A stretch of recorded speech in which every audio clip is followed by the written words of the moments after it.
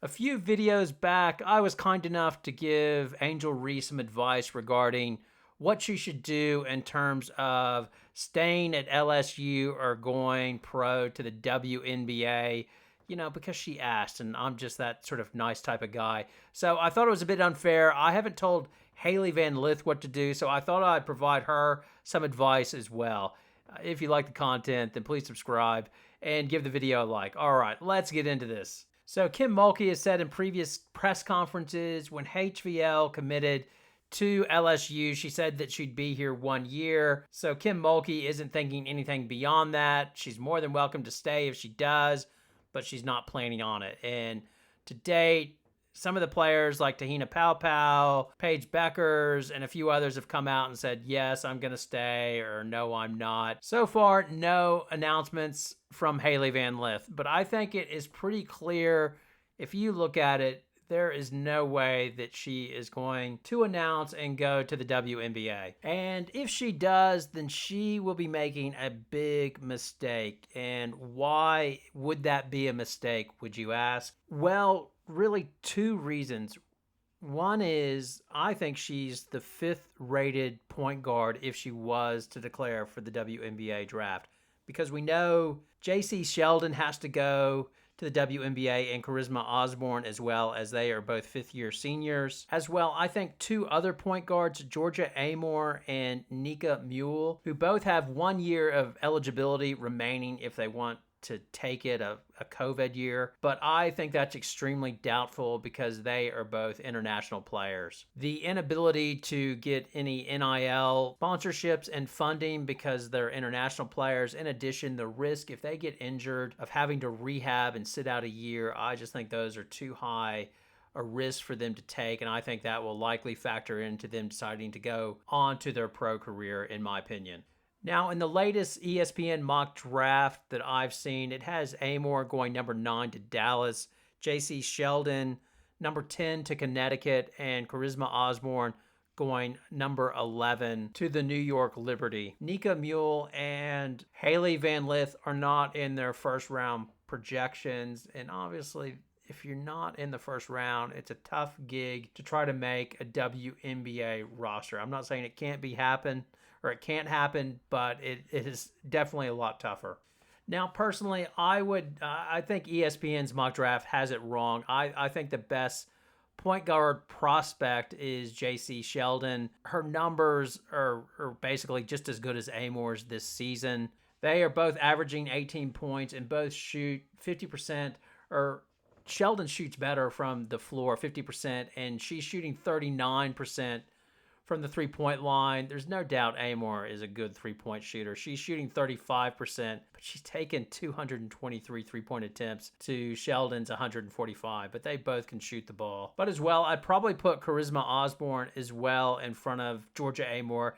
Nothing against Amore. I love Amore's game. I love the way she plays, but I think she's really hindered by her height, as she's only 5'6". Charisma Osborne's 5'9". JC Sheldon is 5'10", and I think you need that height in the WNBA. But to be fair, I'm sure Georgia Amore has heard that her whole life, and look at her. She's one of the best players in women's college basketball, so she'll probably prove me wrong, no doubt. But I would say my rationale on that is Ari McDonald, who was really good in college, averaging 20 points and had similar stats. She was 40% from the floor and 34% from three-point line. And if you look at her, she just really, it hasn't translated as well into the WNBA. Like, she played well for the Atlanta Dream last season, 7 points, 2 rebounds, 3 assists, but not that same impact player that she was in college. McDonald is currently playing in the Australian League, the WNBL, and she is ripping it up. So she is up to her college numbers, averaging 20 points a game on 53% shooting.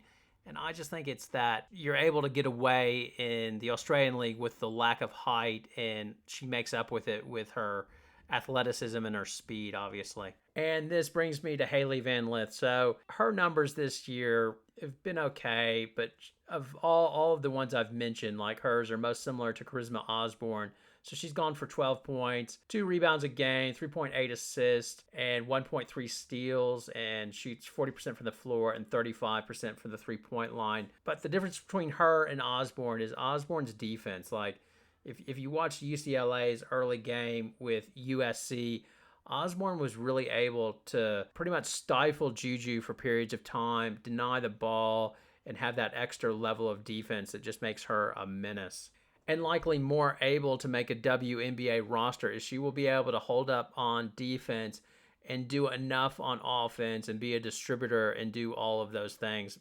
Where it's pretty clear, Hailey Van Lith does not give you that on defense. At times, Mulkey's even said as much. We're trying to get her to better shuffle people to the sidelines, use angles better, and all of those. But there's clearly been times when they've been trying to get, other teams have tried to get Hailey Van Lith in pick and roll so that they can take advantage of her. And it appears her defense has improved towards the end of the season, but is her offense at this stage good enough to cover being an average defensive player? Because the whole season she's struggled with sort of playmaking, about giving the ball, the initial pass to the wing player, and sort of deciding when to shoot, when to pass, and sort of running the team and being the floor general, which is understandable as she's playing a new position. It takes time to adjust. But I think it's a no-brainer that she returns back to LSU to further polish her game and sort of demonstrate what she can do as a point guard. Now, there's the infamous clip of her saying that she can play point guard. And no, I do have point guard skills. A lot of people are like, oh, she's not a point guard. Oh, she doesn't shoot. And that's a lie. Okay, I'm gonna come here, stand on 2 feet and tell everybody right now that's a lie. It's about what opportunity I've been given, and I think at LSU I'll be given an opportunity to play point and show that I can run a team. She really hasn't demonstrated that this year. But seeing that clip, I'm sure she's thought in her mind, I can play point guard. I'm going to go to LSU, slot in straight away, prove to everybody what a point guard I am, and then win my championship. And then I'm off to the WNBA to go fulfill my long dream of being in the WNBA.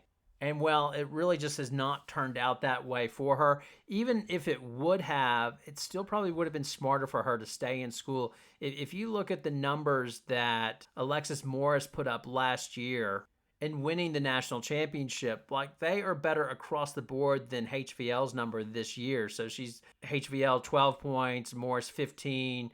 Morris has slightly more rebounds, more assists, more steals, shot for a higher percentage from the floor, and just below her from three-point land at 32 versus Hailey Van Lith's 35%. But otherwise, Morris had a better season, and she was more of an instinctual point guard after the work she put in LSU, but she still couldn't make a WNBA roster. And I guess that's the other point. It is just really hard to make a WNBA roster as a point guard, as it is a tough position to transition to in the WNBA.